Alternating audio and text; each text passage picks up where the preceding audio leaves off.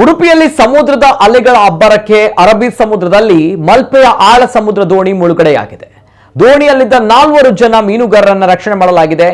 ಮಂಗಳೂರು ಮೂಲದ Jason Lobo ಮಾಲಕತ್ವದ queen ಮೇರಿ ಹೆಸರಿನ ದೋಣಿ ಮಂಗಳೂರಿನಿಂದ ಮೀನುಗಾರಿಕೆಗೆ ತೆರಳಿತ್ತು. ಮೀನುಗಾರಿಕೆ ನಡೆದು ವಾಪಸ್ ಮಂಗಳೂರಿಗೆ ಬರಲು ಪ್ರತಿಕೂಲ ಹವಾಮಾನ ಇದ್ದ ಕಾರಣ ದೋಣಿ ಉಡುಪಿ ಮಲ್ಪೆ ಬಂದರಿಗೆ ಬರುವಾಗ ದುರಂತ ಸಂಭವಿಸಿದೆ. ಸಮುದ್ರದಲ್ಲಿ ಬಂಡೆಗೆ ಡಿಕ್ಕಿ ಹೊಡೆದ ಪರಿಣಾಮ ಈ ದುರ್ಘಟನೆ ನಡೆದಿದೆ ಎನ್ನಲಾಗಿದೆ. ದೋಣಿಯ ಪಕ್ಕದಲ್ಲಿದ್ದ ಇನ್ನೊಂದು ದೋಣಿ ಅವರು 4 ಜನ ಮೀನುಗಾರರ ರಕ್ಷಣೆ ಮಾಡಿದ್ದಾರೆ.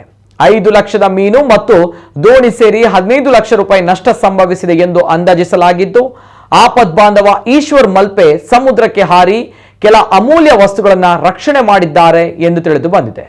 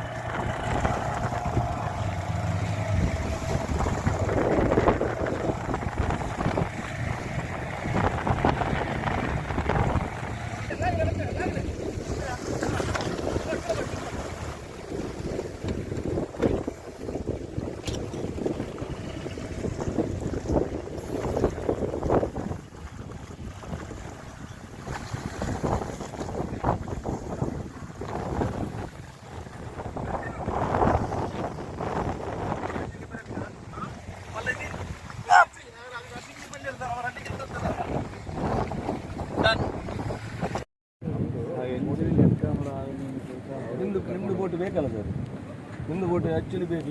ಈ ಟೈಮಲ್ಲಿ ಬೋಟ್ ಬೇಕೇ ಬೇಕು ನಿಮ್ಗೆ, ಯಾಕಂತಂದರೆ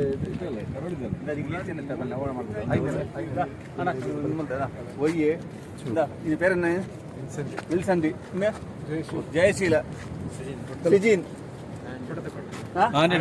ಆಂಟನಿ ಸಂತೋಷ್ ನಮ್ಮ ಆಳರು 20 പേರಿಂದ ನೋಡಿ. ಅನಿಲ್ ಮತ್ತೆ ರವಿ ಅವರು ಹೋಗಿ ನಮ್ಮ ಇಲ್ಲಿ ಭದ್ರಘಟ್ಟ ಹತ್ರ ಒಂದು ದೋಣಿ ಮುಳುಗಿದೆ, ಆದ್ರೂ ಸಹ ಸೇಫ್ ಮಾಡಿ ಕರ್ಕೊಂಡ್ ಬಂದಿದ್ದಾರೆ. ಈಗ ಆದ್ರೂ ಸಹ ನಮ್ಗೆ ಹೋಗ್ಲಿಕ್ಕೆ ಒಂದು ದೋಣಿ ವ್ಯವಸ್ಥೆ ಇಲ್ಲ, ದೋಣಿ ತರಲಿಕ್ಕೆ ಈಗ ತುಂಬಾ ಕಷ್ಟ ಉಂಟು. ಈ ಪರಿಸ್ಥಿತಿಯಲ್ಲಿ ನಮ್ಮ ಮಲ್ಪೆ ಬಂದರಲ್ಲಿ ಯಾರಾದ್ರೂ 5 ಜನ ನೀರಿಗೆ ಬಿದ್ರು ಆವಾಗ ಅವರನ್ನು ಬಚ್ಚ ಮಾಡ್ಲಿಕ್ಕೆ ಯಾರು ಹೋಗ್ತಾರೆ? ಇದಕ್ಕೆ ಯಾರು ಹೊಣೆ? ದಯವಿಟ್ಟು ಇದಕ್ಕೊಂದು ಏನಾದ್ರು ಒಂದು ವ್ಯವಸ್ಥೆ ಆಗ್ಬೇಕು ಮಲ್ಪೆ ಬಂದರಿನಲ್ಲಿ. ಈಗ ಏನೋ ದೋಣಿ ಹೋಗಿ ಈಗ ಅವ್ರ ಸುತ್ತ ಸುಮಾರು ಒಂದು 10 ಲಕ್ಷ ರೂಪಾಯಿ ಸುತ್ತಿದೆ. ಅದಕ್ಕೆ ಏನೋ ತರುವ ಅಂತ ಹೇಳಿ ಒಂದು ದೋಣಿ ವ್ಯವಸ್ಥೆ ಇಲ್ಲ, ಒಂದು ಬೋಟ್ನ ವ್ಯವಸ್ಥೆ ಇಲ್ಲ. ದಯವಿಟ್ಟು ಇದಕ್ಕೊಂದು ಏನಾದೊಂದು ಜಿಲ್ಲಾಡಳಿತ ಆಗಲಿ ಯಾರಾದ್ರೂ ವ್ಯವಸ್ಥೆಯನ್ನು ಮಾಡ್ಬೇಕು. ಇದಕ್ಕೆ ಕರ್ನಾಟಕದಲ್ಲಿ ಬಹಳಷ್ಟು ಯಶಸ್ವಿಯಾಗಿ ಬೆಳೆದಂತ ಒಂದು ಪ್ರವಾಸೋದ್ಯಮ, ಬಂದರು, ಮೀನುಗಾರಿಕೆ ಬಹಳಷ್ಟು ಉದ್ಯಮ ಇಲ್ಲಿ ನಡೀತಾರೆ. ಅದು ಕೂಡ ಒಂದು ಸೇಫ್ಟಿಗೆ ಒಂದು ಬೋಟ್ ಇಲ್ಲ, ಒಂದು ದುಃಖದ ವಿಷಯ. ಯಾಕಂತೇಳಿದ್ರೆ ಈಶ್ವರ್ ಮಲ್ಪೆ ಅಂತ ಒಂದು ವ್ಯಕ್ತಿ ನಮ್ಮಲ್ಲಿದ್ದಾರೆ, ಅವರಿಗೋಸ್ಕರ ಒಂದು ಬೋಟ್ ಇವತ್ತು ಒಳ್ಳೆ ರೀತಿ ಕೊಟ್ಟಿದ್ರೆ ಎಷ್ಟು ಜನ ಉಳಿತಿದ್ರು ಕೇಳಿ ನಾಳೆ ಪೇಪರ್ ಹಾಕ್ತಾರೆ ಹೋಗಿದ್ದಾರೆ ಅಂತೇಳಿ. ಅದಕ್ಕೋಸ್ಕರ ಮುಂಚಿತವಾಗಿ ಅರ್ಥ ಮಾಡಿಕೊಂಡು ಒಂದು ಸೇಫ್ಟಿಯಾಗಿ ಬೋಟ್ ಕೊಟ್ಟರೆ ಎಲ್ಲದಕ್ಕೂ ಒಳ್ಳೇದು ನನ್ನ ಪ್ರಕಾರ ನಾನು ತಿಳಿಸ್ತಾ ಇದ್ದೇನೆ.